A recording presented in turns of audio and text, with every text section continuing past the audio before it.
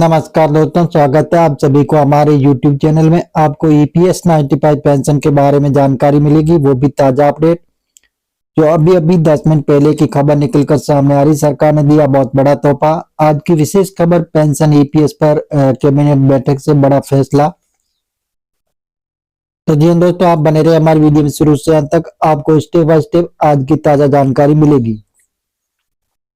EPS pension employer pension scheme Bharat सरकार द्वारा प्रदान किया गया एक पेंशन योजना जो कर्मचारी भविष्य निधि संगठन EPF द्वारा संचालित होती है। इस योजना का उद्देश्य भारतीय कर्मचारियों को नौकरी के बाद एक निश्चित पेंशन प्रदान करना। ये योजना 1995 में शुरू की गई थी और इसका उद्देश्य कर्मचारियों के भविष्य की वित्तीय सुरक्षा को सुनिश्चित करना। इस योजना में कई महत्वपूर्ण पहलुओं को ध्यान में रखा गया जो पेंशन प्राप्तकर्ताओं के लिए फायदेमंद हो सकते हैं। EPS पेंशन योजना का इतिहास और उद्देश्य जो है, EPS पेंशन योजना को 1995 में कर्मचारी भविष्य निधि संगठन EPF द्वारा शुरू किया गया। इसका मुख्य उद्देश्य यह था कि कर्मचारियों को उनकी सेवाओं के बाद जीवन भर एक निश्चित पेंशन मिल सके। यह योजना विशेष रूप से उन कर्मचारियों के लिए बनाई गई थी जिनका वेतन EPF एम्प्लॉय प्रोविडेंट फंड के अंतर्गत आता है। तो 2025 में नई पेंशन सूची जारी। EPS धारकों को देखें अपनी नई पेंशन। तो आज पेंशन के साथ एरियर भी ट्रांसफर होगा, इसके बारे में विस्तार पूर्वक आपको जानकारी बताएंगे। EPS पेंशन योजना के अंतर्गत EPF के तहत पंजीकृत कर्मचारियों को एक नियमित मासिक पेंशन का लाभ मिलता है जिसे वे अपनी सेवानिवृत्ति के बाद प्राप्त कर सकते हैं। ये पेंशन उसके जैसे योगदान और सेवा अवधि पर आधारित होती है। और EPS पेंशन योजना के तहत पात्रता, EPS पेंशन प्राप्त करने के लिए कर्मचारियों को कुछ आवश्यक शर्तों को पूरा करना होता है। इनमें से कुछ प्रमुख शर्तें निम्नलिखित है। योग्य सेवा पेंशन प्राप्त करने के लिए कर्मचारी को EPF में कम से कम 10 साल तक योगदान करना आवश्यक है। हालांकि यदि कर्मचारी 58 वर्ष की आयु तक कार्य करता है तो उसे नियमित पेंशन का लाभ मिलेगा। वेतन सीमा 1995 से पहले कर्मचारी भविष्य निधि योजना के तहत वेतन की सीमा 6,500 रुपये थी, लेकिन 2014 में इसे बढ़ाकर 15,000 रुपये कर दिया गया था।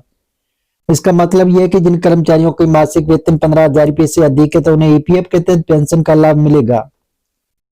EPS पेंशन की गणना, EPS पेंशन की राशि की गणना कुछ प्रमुख कारकों के आधार पर की जाती है, जैसे कि कर्मचारी का योगदान, सेवा अवधि और अंतिम वेतन। पेंशन की गणना का तरीका इस प्रकार है।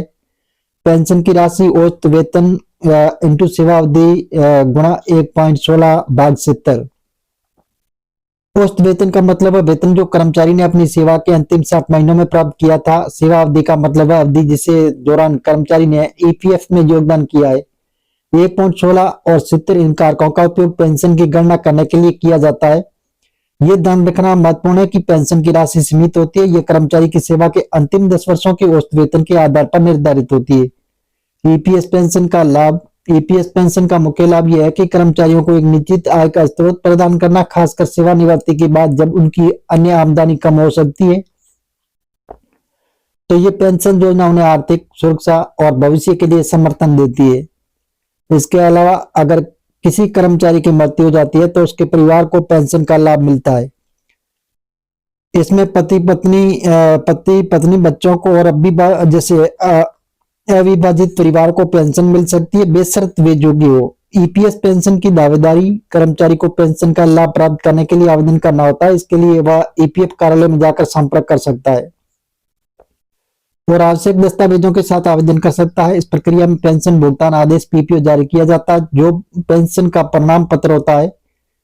EPS पेंशन में सुधार और विवाद। कुछ समय से EPS पेंशन को लेकर विवाद भी उठ रहे हैं। 2014 के बाद से कई कर्मचारी संगठन और पेंशन धारक इस बात को लेकर विरोध कर रहे हैं कि पेंशन राशि में वृद्धि नहीं है, जबकि वेतन और जीवन यापन की लागत में वृद्धि हुई, तो इसके कारण कई कर्मचारियों ने इसे अपर्याप्त माना है। इसके अलावा पेंशन की अधिकतम सीमा को लेकर भी विवाद हो रहा है और EPF योगदान की सीमा 15,000 रुपये तक निर्धारित की गई है और इससे अधिक वेतन वाले कर्मचारियों को EPS पेंशन का लाभ नहीं मिलता है। कई कर्मचारी संगठनों ने इसे बढ़ाने की मांग की ताकि उच्च वेतन पाने वाले कर्मचारी को भी इसका पेंशन का लाभ मिल सके। EPS पेंशन का भविष्य है। EPS पेंशन योजना का भविष्य विभिन्न सुधार और बदलाव के अधीन हो सकता है। वर्तमान में सरकार योजना में सुधार करने पर विचार कर रही है ताकि कर्मचारियों को अधिक से अधिक पेंशन मिल सके और इसका कवरेज बढ़ सके। इसके लिए कर्मचारी संगठनों द्वारा कई बार सरकार से मांग की जा चुकी है कि पेंशन राशि को बढ़ाया जाए और इसमें अधिक कर्मचारियों को शामिल किया जाए। ईपीएस पेंशन योजना कर्मचारी को एक महत्वपूर्ण वित्तीय सुरक्षा प्रदान करती है, विशेष रूप से सेवानिवृत्ति के बाद। हालांकि इसके कुछ विवादित पहलू भी है, जैसे पेंशन की राशि की जैसे सीमितता और योगदान सीमा।